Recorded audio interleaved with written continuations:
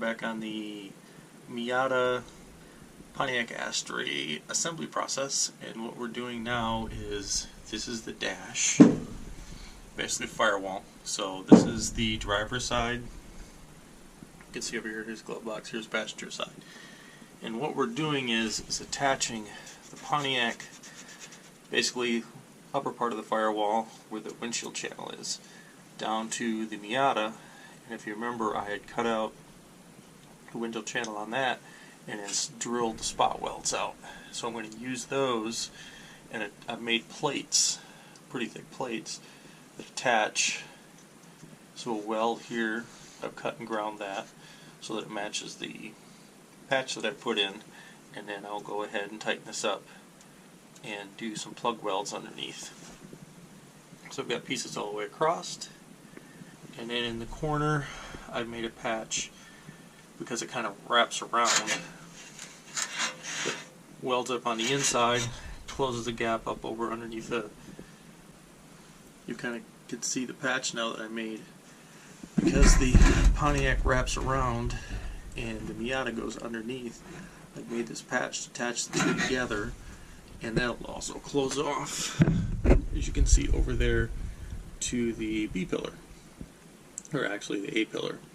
And then on the cowl side, I'll make another little patch to attach those together. So this should be watertight and also add strength to the window channel. So I just finished up welding and doing a little hammering. So I've got it welded on the edge from the plate to the Pontiac, and then did some plug welding all in through here. So this is quite strong now. So what I'll do is, instead of welding this surface here, is we'll come back after I grind everything up and prime everything. We'll just come in and put seam sealer all in through here and also on the front side to seal everything up from water. Nothing a little grinder can't take care of. So I did have little holes, and you can see it's not quite completely ground down, but welded it all the way through and hammered and dollied and got it all ground in. So everything looks good. We'll keep going with the next few spots. So we've got one here, we've got one here, and of course we've got the corner piece that's clamped in. I'll show you more in a little while. Got a little bit more work done. Got the next two pieces in. So basically there's a joint right here. So I welded that piece in all the way to here. Now you can see my finger. And then won't be able to see because of the camera, but got the angle piece all welded in. I'm just going to need to find a smaller grinder because this is the dash. And of course, it's right in the way where I need to do some grinding, because unfortunately you have to do little tiny welds so you don't blow holes and they look kind of ugly. So we will fix that tomorrow. It's been a couple hours today working on the Miata Pontiac mix, and this is where on the passenger side I've got the Pontiac door and the Miata, and if you remember, this stuck way out here. So what I've done is slowly bring this back, and I've been using carpenter square just to kind of see where everything might lie. So I left a little bit long. But what I plan on doing is, first thing when I get everything fit the way I want, is I had drilled these holes earlier. And I'll go ahead and plug, because right there is the Pontiac rocker panel. So there's 5 good holes there to weld into. Tap that in a little bit to make it work. Grind this all back to make it level, and then I'll put a plate that runs up through here, and what I did was took this existing brace, I'll probably weld that back in here and then do some plug welding along here once I find out where everything lays. So that'll kind of tie all of this, including the Pontiac itself, tie all that in together so that it's nice and strong here. So there was a strength there. You can see there's a double layer there. There was a double layer down here. Weld this back together so we can tie all this in together. Number one, make it watertight, and also make the fender fit. So let's see how this fender fits for the very first time. Well, that's not too bad at all for the first time fit. You can see there's a little bit of step out all the way up the fender. Of course, the gap is going to be horrible right now, but we can work on that.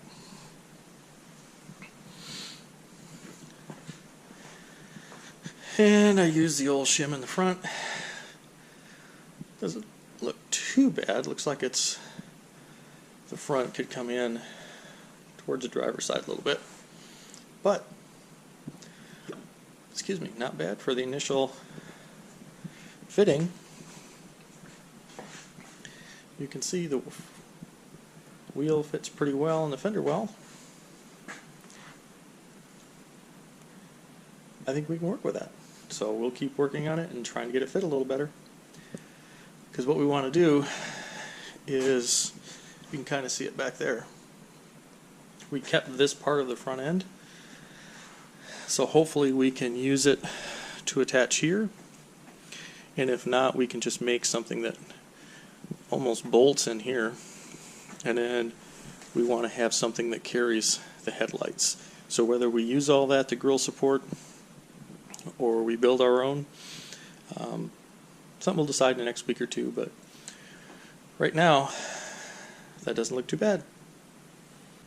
We're back on the passenger side of the Miata Astre, and I got everything cut back, as you saw in the earlier clip, where the fender fits on there. And then I've made this patch panel. Pretty heavy gauge, 14, 16 gauge, something like that. And I had to make this little closeout because I've got a spot right here that needs to be filled. So what I plan on doing is doing some more of these around it, just to give it a lot of support, so that in a sense they'll weld to the Miata here and along here, and then I'll plug weld them around the edges and also seam weld it around the edge. So I drilled a couple of holes to put Clecos in once I got it close, and then have been folding and benting and welding and everything else to get it close. So I'll show you what it looks like with it on. So I went ahead and made about a 3/4 inch bend, so this panel, this patch panel, actually goes up underneath. As you can see, that's where the bend of it is. And then I'll probably drill 4 or 5 holes in here, and once I get it stitched around the outside, I'll use those to plug weld it in, and then also stitch weld it across there. But that's what the little patch panel looks like on the side. Still a little bit of bending to do, but we got it close. And then as I weld it down, I'll just pull it in and weld it all the way around. And same thing on this side, which is probably a little harder to see. But you push this in, and then it's also trimmed along the bottom. So as you can see there, I need a panel on the back side. And then once we get that all welded in, or at least tacked in, I'm going to the fender bolts this way. So what I'll do is weld something on the back here, put a capture nut on it, and then so we can bolt the fender on. So probably will do a little bit more work on this today, and then tomorrow I'll have to drill some holes. You can see where that support brace is back here. Drill some holes where that is, get that all bent correctly, and then do some, probably 3 plug welds here to hold it to that support brace in the back. Pop this off and you can see it a little easier.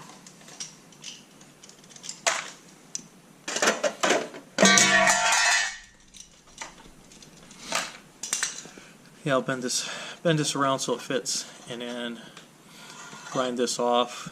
All this, of course, will be welded this in here, but then I'll hit this with that spray through primer, make sure all this is sealed up really good, and then once I get this all welded on, then I can go ahead and do some plug welds in here. So that brace, as you can kind of see in here, goes back to this panel, so it ties all this together, and then there's those holes that I drilled before. So I'll go ahead and clean all that up and plug weld those also.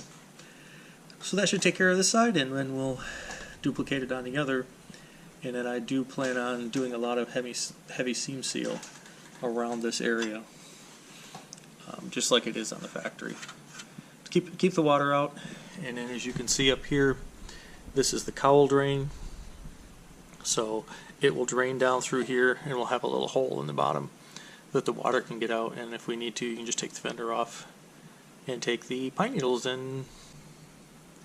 So you can see we got a little bit more done today. I got my new shrinker stretcher, so I made a piece of 90 and then shrunk it to fit that form, as you can see here on the right, and then tacked it in place and bent it out a little bit to make it fit. So I've got some holes drilled in the front cover plate, and then I also made another little piece over here and I've tacked this in and got it all fitted up. So I went ahead and put some weld through primer on here, so I'm going to go and add another layer of that for the pieces that I've already put on there that are tack welded on.